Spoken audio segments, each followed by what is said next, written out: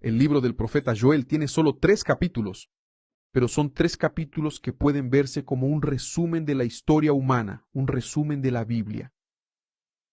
Y la oportunidad que Dios le está dando al ser humano para la salvación, transformación, la salida del sufrimiento y la entrada en la salvación. Los 3 capítulos están exactamente divididos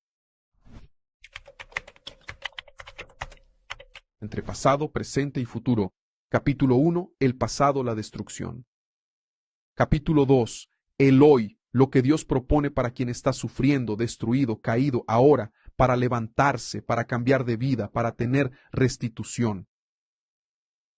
Y el tercer capítulo, el futuro, lo que va a suceder ya sea para los salvos o para los que rechazaron la salvación. El profeta Joel estaba mucho más allá de su tiempo. Lo que él hablaba no era solo sobre lo que ocurría en su época, en la época del pueblo de Israel, de la nación, en sus contemporáneos, sino sobre los días de hoy. Es tan fuerte que en el día de Pentecostés el apóstol Pedro citó la profecía del profeta Joel, que había profetizado que el Espíritu Santo sería derramado sobre toda carne. Profecía que comenzó a cumplirse en el día de Pentecostés y aún está en cumplimiento hasta hoy. Hoy nosotros estamos viviendo en el capítulo 2 de Joel. Sí, entre el capítulo 1 y el capítulo 2. Y en breve esta historia concluirá. Por lo tanto, quien tiene juicio, preste atención. En el libro del profeta Joel, la Biblia cuenta que justo al inicio, una nube gigante de langostas destruyó todo lo que el pueblo tenía. Ellos nunca habían visto una destrucción como aquella. Las langostas se comieron las plantaciones, las vides, las uvas, los olivos. El hambre y la pobreza fueron tan grandes que faltó hasta lo básico. Lo básico para la casa y también para llevar a la casa de Dios, para ofrendar en la casa del Señor, en el templo en aquella época. Pero aquella tragedia, el profeta expone, no ocurrió por casualidad. Aquella tragedia, antes de que la plaga llegara, ¿qué es lo que había pasado? El pueblo se había alejado de Dios. El pueblo le había dado la espalda a Dios, endurecido su corazón, vuelto el corazón, al contrario de Dios, hacia sí mismos. Entonces ellos se volvieron egoístas. Y el pueblo empezaba a festejar, había borrachos en toda la nación. Y lo curioso es que el texto sagrado dice que faltaba el vino, faltaba la ofrenda de libación en el altar del Señor en el templo, pero los hombres y mujeres en toda la nación estaban borrachos. O sea, ¿qué significa eso? ¿Por qué el profeta Joel hace ese contraste? Él dice allá en el versículo 9 del primer capítulo, la ofrenda de alimentos y la libación fueron cortadas de la casa del Señor. Pero anteriormente él habló de borrachos, es decir, él decía que el vino, esa bebida tan conocida, abundaba en la boca de los borrachos, pero en el altar del Señor había sido cortado, eliminado completamente. ¿Por qué? Porque sus contemporáneos, las personas de la época de Joel, se habían vuelto sumamente egoístas, centradas en sí mismas, en sus propios placeres. Entonces, ¿qué hacían ellos a propósito deliberadamente en vez de devolver a Dios lo que era suyo, de agradecer, reconocer lo que Dios había hecho y sido por ellos? Ellos tomaban el vino, cortaban el vino del altar, la ofrenda de libación, que era una ofrenda líquida. Normalmente cuando se cosechaban las uvas se hacía el vino, el primer vino era para el altar, el primer aceite era para el templo, se llamaba ofrenda de libación. Entonces, en lugar de ofrendar a Dios, de reconocer la fuente de toda su prosperidad, ellos preferían beber lo mejor, disfrutar de lo más exquisito y dejaron el altar de Dios completamente vacío, es decir, demostraron pura ingratitud y puro egoísmo. Entonces, eso no pasó solamente allá en aquella época antigua, sino que es algo que también puede ocurrir hoy en día. Si vas a mirar hoy lo que las personas hacen en relación a Dios, verás que el profeta Joel estaba muy adelantado a su tiempo. Él hablaba de un comportamiento humano, un comportamiento típico del ser humano. ¿Cuál es? Cuando las cosas van bien, cuando todo parece estar en calma, ellos suelen olvidarse de Dios.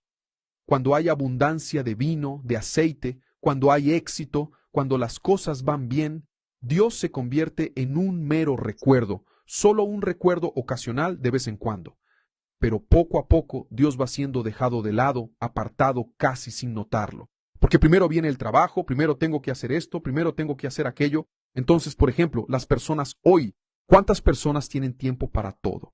Tienen tiempo para ver su fútbol, tienen tiempo para ir al centro comercial, para estudiar, para ver series, maratonear hasta la madrugada sus series, para estar en el celular varias horas al día, dando likes, intercambiando mensajes, deslizando el dedo en pantallas, redes sociales.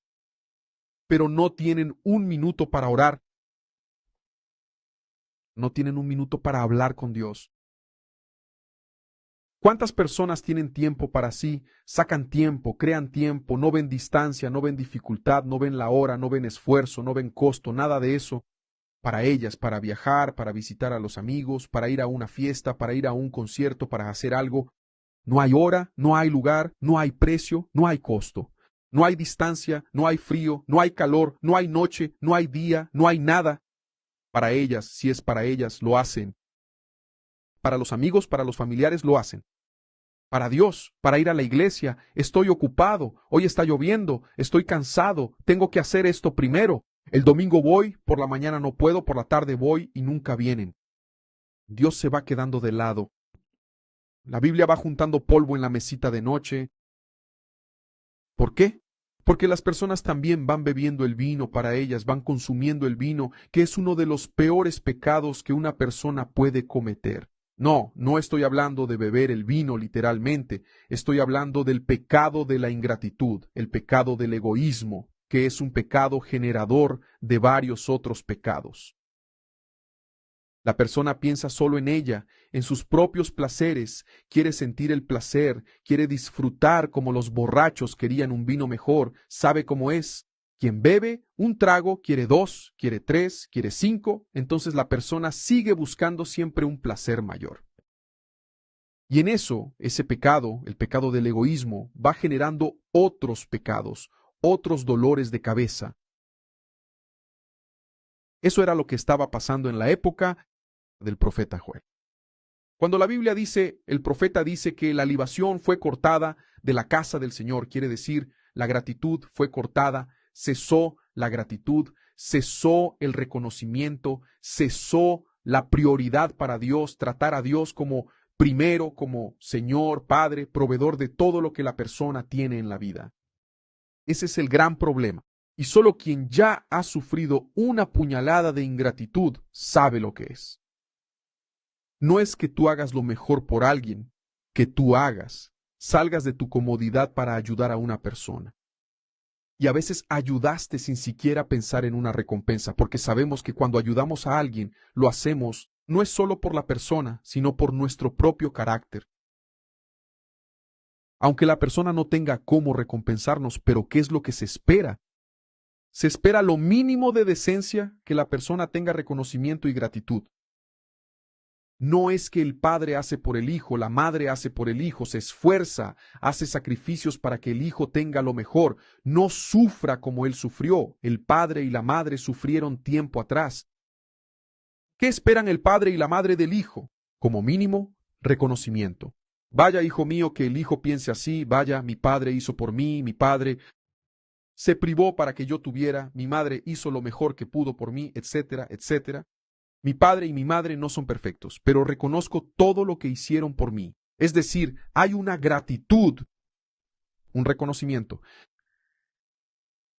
Pero el ser humano cortó la libación del altar del Señor, entonces manifestó la ingratitud. ¿Cuál fue el resultado de la ingratitud? Destrucción. El egoísmo atrae la destrucción. El ser humano no despierta al hecho de que su búsqueda desenfrenada de placer lo lleva al dolor. Él quiere placer y va hasta el final, va a fondo en busca del placer. ¿Qué encuentra al final? Dolor, amargura, sufrimiento. ¿Por qué? Porque dejó a Dios. Entonces, este profeta, él es quien trae un mensaje importante para el pueblo. la propuesta de cambio, la propuesta de solución, la salida, cuando Él dice, convertíos, convertíos a mí. Dios habla a través del profeta, convertíos a mí de todo vuestro corazón. Y eso con ayuno, es decir, para ayunar tienes que parar las fiestas, tienes que parar la fiesta, tienes que dejar de beber el vino. Con ayuno, con llanto y con lamento. ¿Qué significa eso? El arrepentimiento, el llanto y el lamento no son teatro religioso. Voy a llorar, voy a cantar y voy a fingir que lloro mientras canto, como muchos hacen por ahí. No, es un llanto real, un dolor que viene de adentro. Eso era lo que Dios estaba buscando en ellos. Y si hubiera ese arrepentimiento sincero, entonces Dios les dijo, hay una solución para ustedes, voy a quitar ese dolor, voy a restituir. Lo que fue cortado de la vida de ustedes, lo voy a restituir.